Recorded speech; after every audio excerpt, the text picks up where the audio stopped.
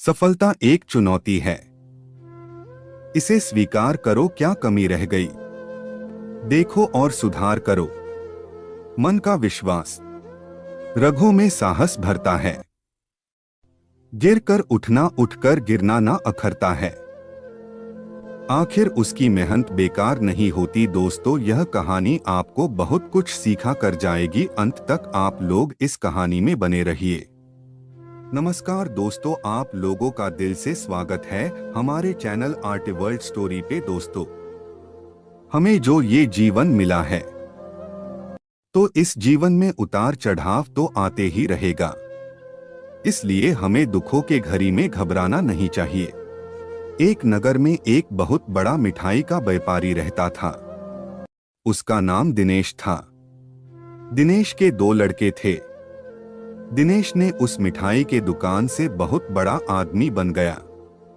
उस दुकान पे दिनेश के साथ उसका बड़ा बेटा प्रभात भी रहता था। और वही छोटा बेटा को दिनेश ने पढ़ने के लिए किसी बड़े शहर में भेज दिया। बड़ा बेटा प्रभात बहुत दिमाग से हलचल रहता था। वही छोटा बेटा बहुत शांत रहता था, हर बात को समझता था। लेकिन उनका बड़ा बेटा प्रभात अपने पिताजी के सामने कुछ भी नहीं बोलता था। दिनेश अपने बड़े बेटे से जो भी बोलता, उसका बड़ा बेटा प्रभात आंख बंद करके विश्वास कर लेता। उसके बड़े बेटे को लगता, मेरे पिताजी जो भी बोल रहे हैं वो सच ही बोल रहे हैं।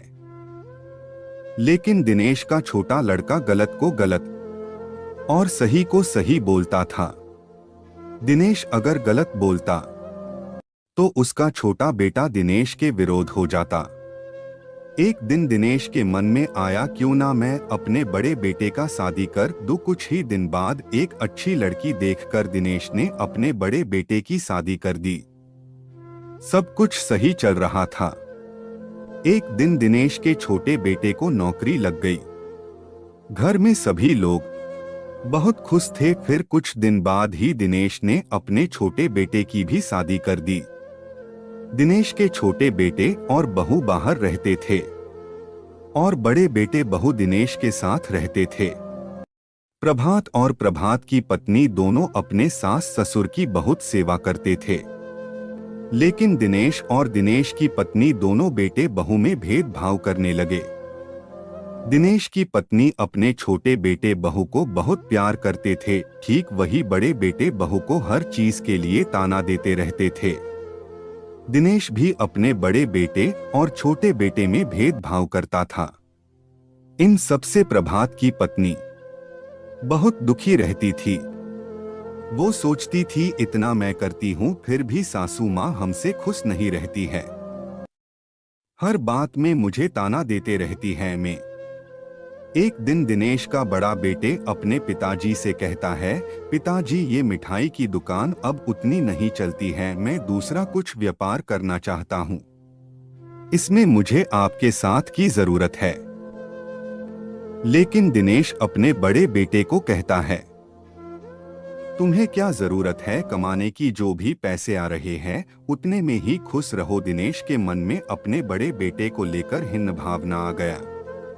दिनेश और दिनेश की पत्नी दोनों चाहते थे मेरा छोटा बेटा शहर में मौज से रहे, वही बड़ा बेटा मेरी मुट्ठी में रहे। उसे कुछ भी जरूरत हो तो हमसे मांगे। दिनेश के मन में ये था कि कहीं अगर बड़ा बेटा दूसरा कुछ व्यापार कर लेगा, अगर उस व्यापार से पैसे आने लगे तो ये बेटा मेरे हाथ से निकल जाएगा। क्योंकि दिनेश को पता था कि मेरा बड़ा बेटा ही मेरी सेवा करेगा, छोटा बेटा तो करने वाला है नहीं। इसलिए दिनेश और दिनेश की पत्नी मतलबी हो गई थी। वो अपने बड़े बेटे के साथ आनन्नाय करने लगी थी। इस तरह जैसे तैसे प्रभात का जीवन काटने लगा था। फिर कुछ दिन बाद प्रभात की पत्नी गर्भवती हो गई थी। अब प्रभात दोनों पति पत्नी के आपस में खटपट होने लगी थी। उसमें दिनेश की पत्नी भी मिर्च मसाला अपने बड़े बेटे को लगाने लगी थी। प्रभात सिर्फ अपने पिताजी और माताजी का ही बात मानता था, चाहे वो बात सही हो या गलत हो।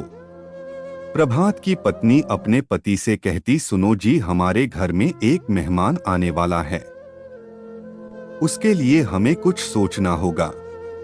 महंगाई बढ़ गई है, कैसे गुजारा करेंगे, कैसे हम अपने बच्चे को अच्छी परवरिश देंगे, आप कुछ काम कीजिए। प्रभात को कुछ समझ नहीं आता था। प्रभात का घर के प्रति रवैया से परेशान रहता था, उसका दिमाग कुछ काम ही नहीं करता था। इसी तरह प्रभात और प्रभात की पत्नी का जीवन चल रहा था।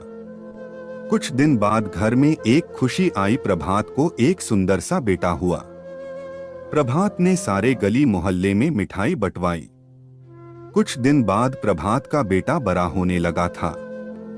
अब प्रभात को पत्नी प्रभात को अपने बेटे के स्कूल में एडमिशन के लिए बोलती थी, लेकिन प्रभात के पास उतना पैसा नहीं था जिससे प्रभात अपने बेटे का एडमिशन करवाए किसी स्कूल में।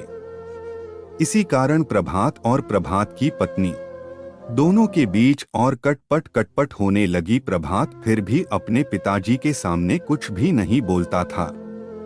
दिनेश जैसा बोलता प्रभात ठीक वैसा ही करता। अब प्रभात और उसकी पत्नी के बीच रिश्ते खराब होनी थे, लेकिन दिनेश और उसकी पत्नी को सिर्फ खाने से मतलब रहता था। दिनेश अपने ही बेटे के साथ इतना गंदा व्यवहार करता था, वो भी ऐसा बेटा जो अपने पिताजी का हर बात मानता था। कुछ दिनों बाद प्रभात की पत्नी अपने बेटे को लेकर अपने मायके चली गई और प्रभात यहाँ चिंता में डूबा जा रहा था। कुछ दिनों बाद जब दिनेश का छोटा घर आया, कुछ दिनों बाद दिनेश की पत्नी बीमार हो गई, तो दिनेश ने देखा छोटा बेटा और छोटी बहू अपने सास का सेवा नहीं कर रही है भी, और छोटा बेटा अपने पिताजी से तमीज से बात नहीं कर रहा था। तब जाकर दिनेश और दिनेश की पत्नी को समझ आया बड़े बेटे और बहू की कदर। फिर दिनेश ने अपने बड़े बेटे और छोटे बेटे को एक जैसा सम्मान देना शुरू कर दिया। दोस्तों, हमें अपने बच्चों में भेदभाव नहीं करने चाहिए। दोस्तों, यदि आपको ये कहानी पसंद आई हो तो सब्सक्राइब जरूर करें। धन्यवाद दोस्तों, और इस कहानी को शेयर जरूर करें।